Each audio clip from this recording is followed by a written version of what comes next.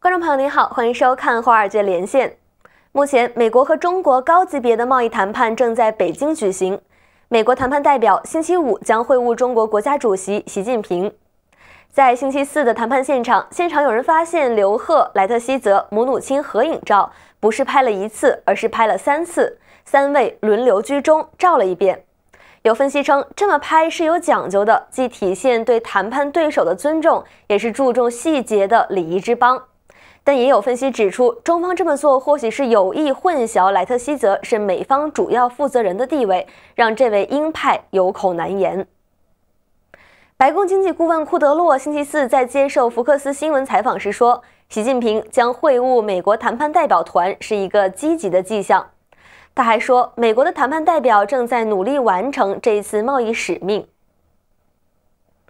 目前各方放话角力，口径不一。此前，彭博新闻社援引知情人士透露的消息报道说，川普总统考虑把提高中国进口商品关税的最后期限再延长60天，但新华社随后予以否认，称暂时还没有此计划。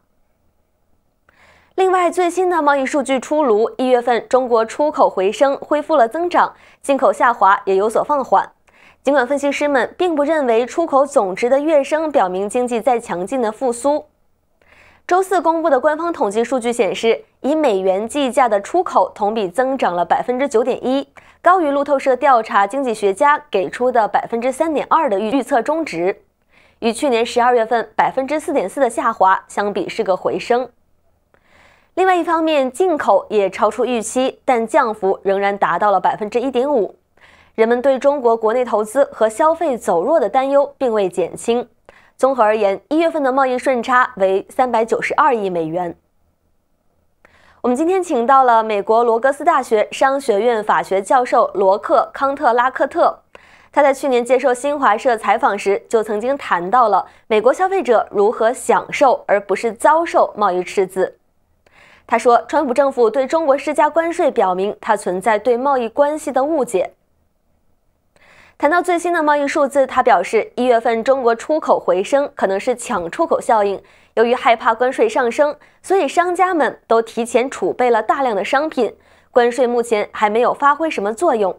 相比于美商回流，更多的美国企业会选择越南或者台湾，关税很难改变现有的供应链。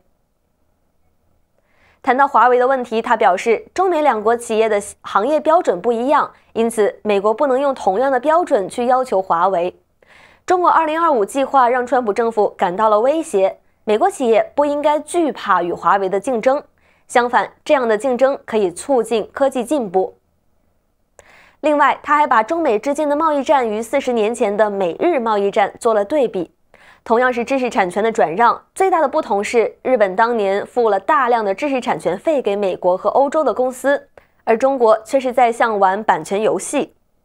专利窃取这件事在历史上早就发生过，他谈到1000年以前，丝绸和茶叶市场都是被中国人垄断的，但后来都被窃取走了。关于这2天的贸易谈判，他说有2个难点，一是如果中国购买更多的美国商品，有可能会造成的后果是损害本国企业的利益。第二点是，尽管中国可以在立法上阻止强制技术转让，但很难从根本上杜绝这样的情况发生。I think the increase in the trade is simply because of the fear of additional tariffs, making people increase their inventories. So the tariffs are not having their desired effect as yet. And our business is moving back to the U.S. Very slightly. I mean, it's a very tiny percentage of companies that have decided to bring business back or manufacturing back to the U.S. And more likely, it is very difficult to change suppliers and adjust supply chains. And even with that difficulty, the greater likelihood is that the bulk of Chinese production would move not necessarily back to the U.S., but maybe to other countries like Vietnam or Taiwan or Bangladesh for garments.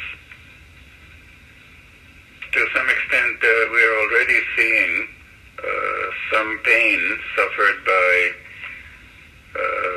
Chinese exporters or suppliers, because even though right now the exports are doing well from China to the U.S., the fear of additional tariffs has upset a lot of Chinese exporters, and they're withholding investment that they might otherwise have made. So there's a slight problem. And in general, the Chinese economy is slowing down partially because of the fear of a trade war escalating. Well, there are very few winners in this kind of thing, because more trade generally means a win-win situation for both parties, and less trade, not always, but generally it means a lose-lose situation for both countries.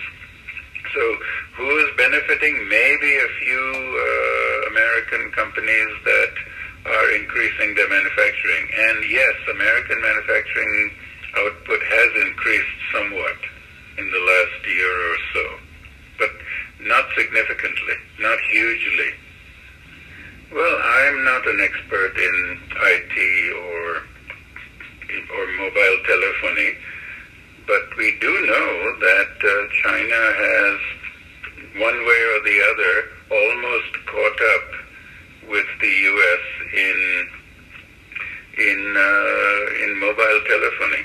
I mean, that's the conventional reports. Now, of course, the American government will say that the Chinese companies like Huawei have caught up by some dubious means. They will claim that. It's also true, I should add immediately, that Huawei now also has its own very strong R&D. So one way or the other, whether in the past they copied or whatever, and now Chinese companies, and mainly Huawei, has very good rival technology. Now, whether China is beating the U.S. is, I think only an expert could say. I'm not an IT expert. But I'll add one thing. One country beating another is also a function of whether the nation or the region adopts a certain technical standard. And that's really where the issue lies, because Huawei's and the Chinese standards are technically different from the American and European standards. And so whoever adopts what standard will determine the market share and success of American versus Chinese companies. But one thing we can say, that the Chinese have almost caught up with the U.S., and that's what is making many politicians like President Trump and company scared about, after reading the China 2025 plan and the ambitions of Chinese companies.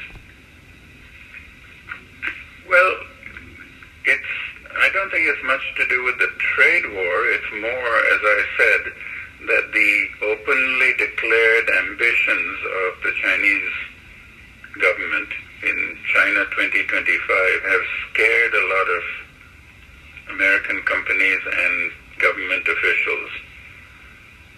So that now, of course, there is political consequences, in the sense that it's not just the arrest of the daughter of the founder or the CFO.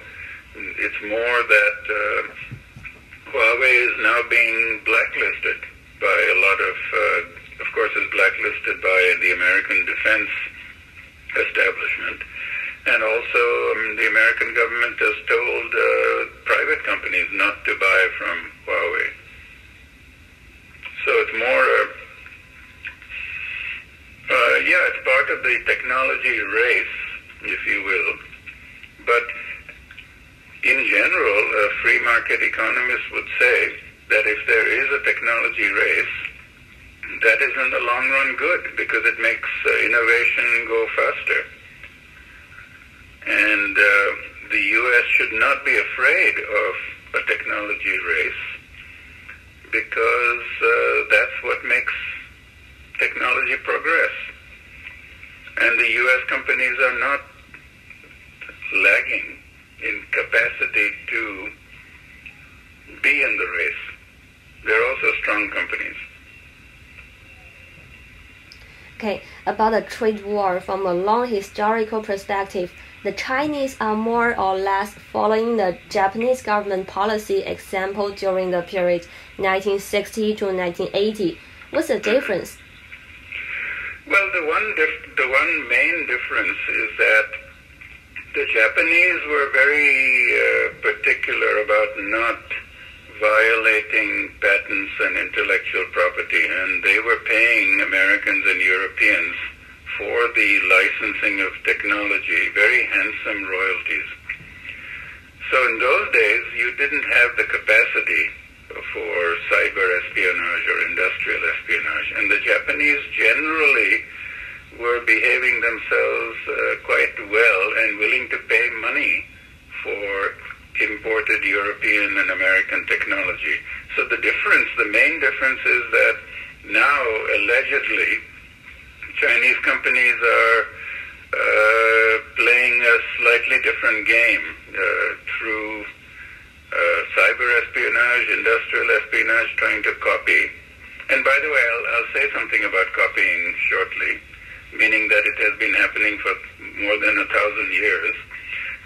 Whereas the Japanese were very sort of straightforward. They're saying, we want your technology, you become our partners, joint venture partners, and we will... History shows that American companies were not complaining about the Japanese as much as they're complaining about Chinese partners demanding their technology. That's the difference. Okay. But talking about, copying, that's a time-honored tradition.